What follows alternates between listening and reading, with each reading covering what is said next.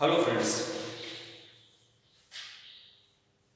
Now, in previous videos, we have dealt with the or we have explained the concept of abnormal molar mass.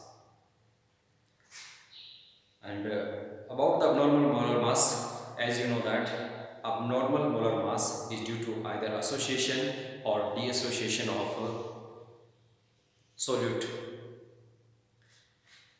And how it arises and what is the reason, this concept has been introduced with related to solution, we have already explained.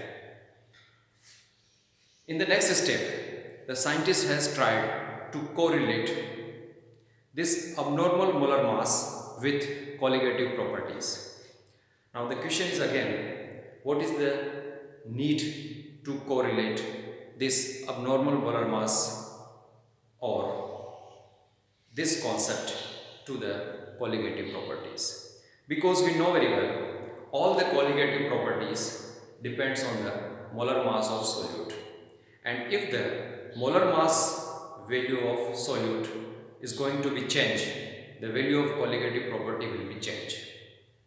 So each and every time we cannot calculate, we cannot determine the exact value of abnormal molar mass, but we need the value of colligative properties actually. So to determine the colligative property accurate, we should involve the concept of abnormal molar mass in the colligative properties. For that, a man Van 't Hoff introduced a factor which is known as Van 't Hoff factor, which symbol is small I, introduced with the colligative properties. Like this.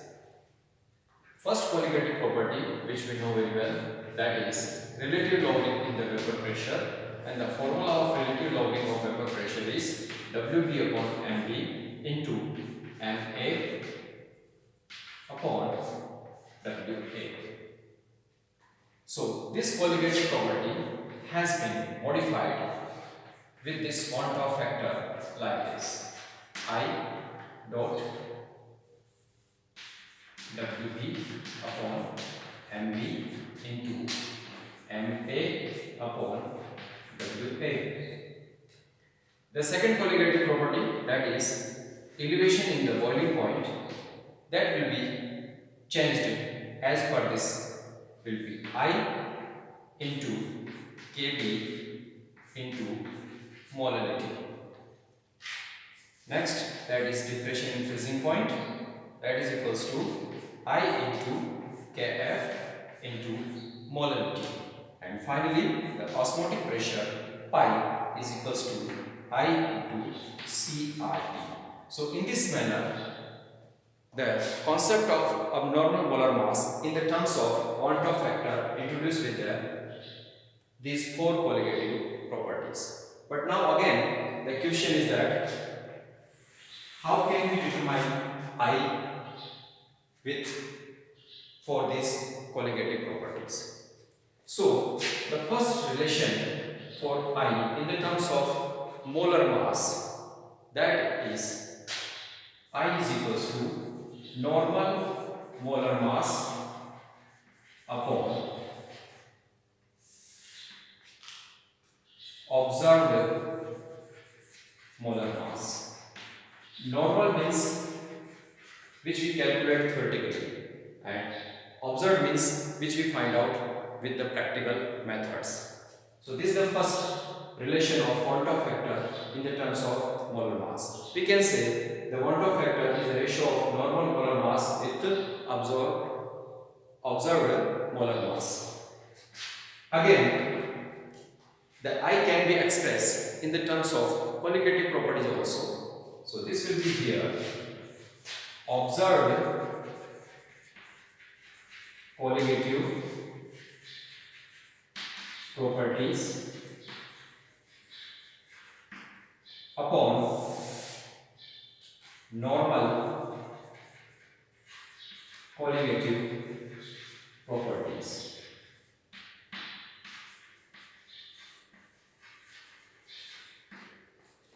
observed colligative property upon normal colligative property.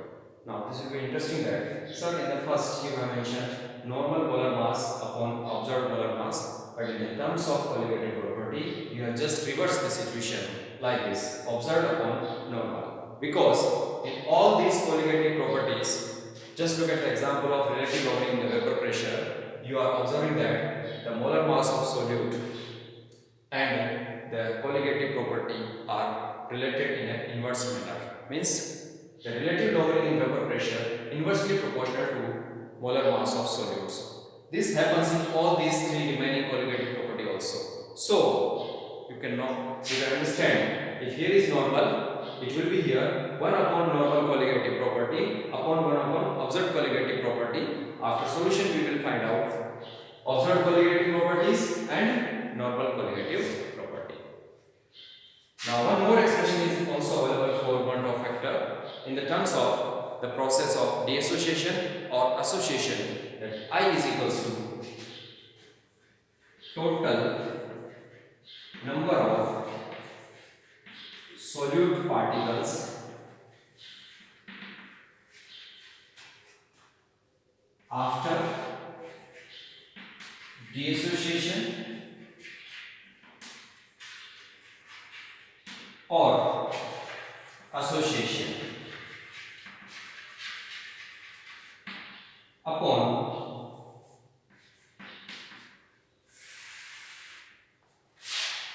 total number of solute particles before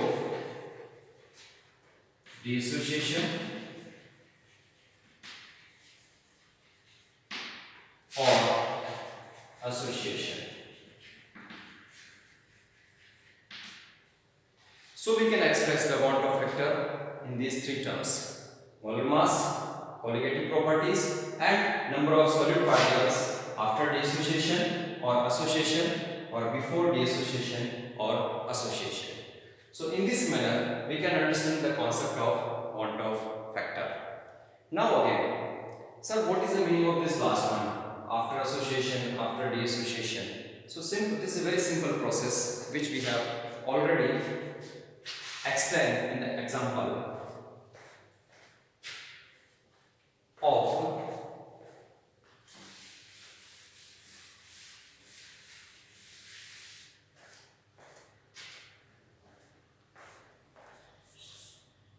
just like this.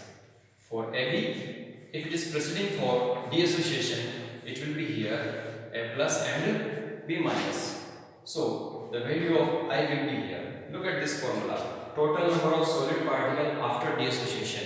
Why we are involving deassociation? Because this molecule is going to dissociate into A plus and B minus. So we are dealing with deassociation. So here after dissociation the number of particles is 2 here. So this is 2 upon before dissociation the number of molecules here is 1. So it is I is equals to 2 upon 1, and finally I is equals to 2. In the case of association, the n molecules of AB coagulate, aggregated and convert into a single molecule. So here I is equals to total number of solid particles after association. Why association? Because this process is association. So after association the solute particles converting less than the original number of solute particles. Means this will be the fraction of the initial number of molecules of solute. So we can mention here 1 upon n. It cannot be greater than 1 upon n. So always for the association, the value of I always comes less than 1. Okay. Further, suppose we have taken here 2 moles of AB, it is going to convert into 1. So after association, the number of molecules of solute here is 1. before association, that is 2, so I value is half. Okay, so if there is a deassociation, I value is always greater than 1, and in the association case, the value of I will always remains less than 1. So further, we have one more conclusion about this I factor, that is, if the I value has been given and we want to know which type of process is going to be there, we can predict. If I value is greater than 1, means the process will be there deassociation. And in the case of I is less than 1, the process will be association. And finally, if I is equals to 1, then we can say neither deassociation nor association.